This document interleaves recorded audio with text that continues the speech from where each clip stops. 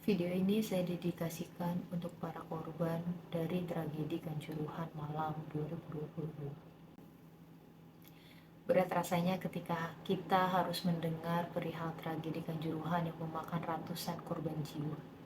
Ini bukanlah hanya tragedi biasa di dunia sepak bola, tapi ini adalah bencana untuk kita semua. Ketika tragedi ini terjadi, banyak sekali para pejabat publik, para petinggi sepak bola, para politikus, bahkan hingga publik sendiri pun menyalahkan keadaan karena supporter. Menurut saya itu adalah hal yang paling dangkal ketika kita menyalahkan hanya pada satu pihak saja.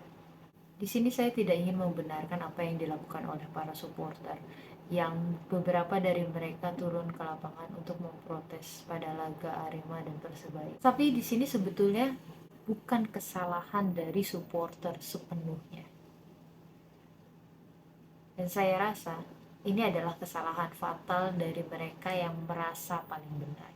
Saya tidak akan menyebutkan siapa itu. Biarkanlah mereka merasa dirinya yang paling benar. Jika dilihat sebetulnya tragedi Kanjuruhan itu bisa diminimalisir atau bahkan seharusnya tidak terjadi. Karena yang kita tahu sebelum-sebelumnya bahwa derby Jawa Timur antara Arema FC dan Persebaya itu adalah salah satu pertandingan yang cukup memberikan resiko yang tinggi akan adanya kerusuhan antar supporter.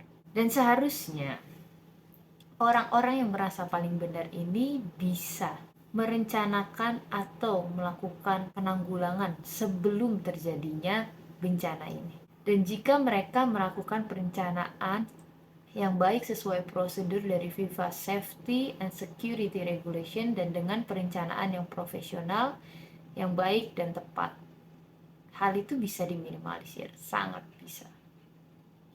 Tapi apalah daya, katanya mereka yang paling merasa benar itu sudah melakukannya. Tapi jika kita lihat sebetulnya banyak sekali kesalahan-kesalahan fatal yang terlihat dari mereka yang merasa benar itu yang tidak sesuai. Sebagian besar dari tragedi atau kecelakaan di stadion adalah karena mereka korbannya banyak yang mati terinjak-injak, karena mereka sesak napas, karena mereka susah untuk napas, karena mereka panik. Gak hanya di Indonesia saja. Dan sebetulnya banyak banget alasan kenapa terjadi tragedi di stadion ini. Salah satunya adalah karena kurang efektifnya perencanaan untuk melakukan evakuasi ketika adanya kerusuhan. Sebetulnya kesalahan di Stadion Kanjuruhan antara Arema FC dan Persebaya Surabaya itu bukan dari para supporternya. Kesalahan fatal itu terjadi dari mereka yang merasa paling benar. Dan yang bisa kita lihat adalah jika kita lihat dari bukti-bukti yang sudah ditemukan, banyak sekali kejanggalan, banyak sekali kesalahan fatal. Adanya bentuk pelanggaran ketika penggunaan gas air mata di stadion. Sebetulnya dalam aturan FIFA Stadium Safety and Security Regulation pasal 19 mengenai pitch side steward. Jadi sebetulnya steward ataupun polisi penjagaan itu sendiri sangat boleh melakukan penjagaan kepada para pemain dan ofisial serta menertibkan keributan. Tapi yang kita harus garis bawahi adalah di poin B-nya bahwa sebetulnya mereka tidak boleh menggunakan senjata api atau menggunakan gas untuk menertibkan kerumunan di dalam stadion itu sendiri. Dan ini sudah menjadi dasar kesalahan fatal ketika para polisi atau stewards itu menggunakan gas atau tear gas atau gas air mata di stadion.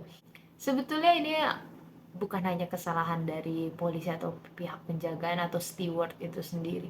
Harusnya para pihak penyelenggara, mereka yang paling benar itu bisa berkomunikasi dengan baik, karena ini adalah jadi dasar yang cukup fatal untuk sepak bola di Indonesia. Kesalahan kedua Yang fatal adalah ketika pintu keluar atau emergency exit pun juga ikut terkunci.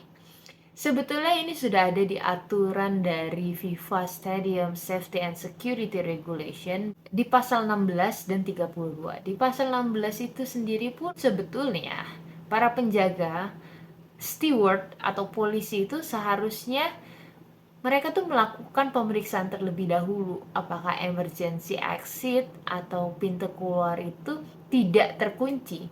Dan di pasal 32 di poin 5 itu sendiri terlihat jelas bahwa stadion itu nggak boleh dikunci untuk pintu keluar ataupun pintu emergensinya. Dan itu adalah kesalahan fatal yang dilakukan di Kanjuruhan ketika tragedi ini terjadi. Beberapa pintu keluar atau emergency exit itu dikunci oleh, ya saya tidak tahu, mungkin oleh steward, mungkin oleh polisi, atau mungkin oleh para pihak penyelenggara yang ada di stadion, saya tidak tahu. Dan itu sudah menyalahi aturan yang ada di FIFA Stadium Safety and Security Regulations. Ini udah dua pasal loh di satu permasalahan, yaitu ketika pintu keluar itu terkunci.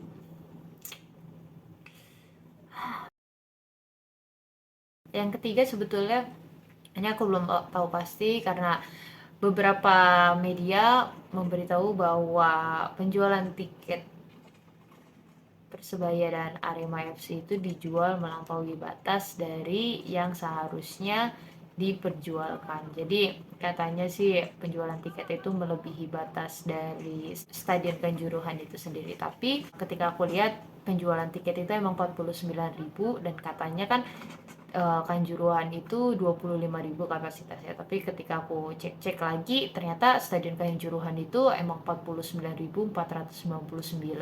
Dan jika memang dugaan ini kuat adanya tentang penjualan tiket yang berlebihan daripada kapasitas stadion, maka dari itu sudah dipastikan ini adalah salah satu kesalahan yang cukup fatal atas tragedi Kanjuruhan, di mana mereka tidak menyesuaikan prosedur dari FIFA Stadium Safety and Security Regulation di pasal 22 tentang basic principle yang mengenai stadion itu tidak boleh penuh ataupun sesak karena melebihi batasan, sehingga itu akan terjadi cedera serius. Dan kalau di pasal 26 sendiri mengenai match tiket di poin 7 sudah terlihat jelas bahwa jumlah tiket yang dijual itu tidak boleh melebihi batas dari kapasitas stadion itu sendiri atau batas yang sudah ditentukan.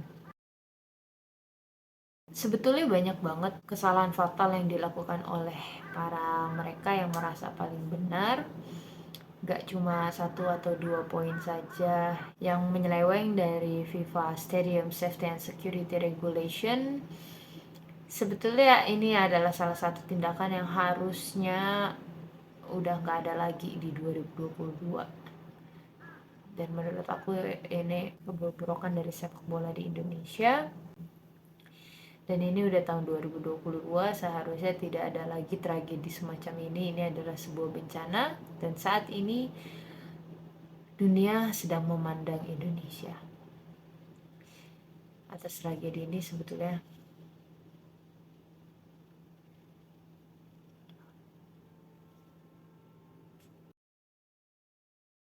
satu hal yang aku cuma pengen kasih tahu kamu, siapapun kamu, mau kamu itu atlet, pelatih, pecinta olahraga ataupun mahasiswa olahraga, kalian belajar yang benar, kalian jadi orang baik. Jangan sampai olahraga itu ditunggangi oleh para politikus. Tapi harusnya sebaliknya, kalau kita pintar, kalau kita baik, kalau kita benar, kita pasti tahu, kita pasti bisa ngontrol politik di dalam olahraga. Jangan sampai kita yang dibodohi oleh para politikus.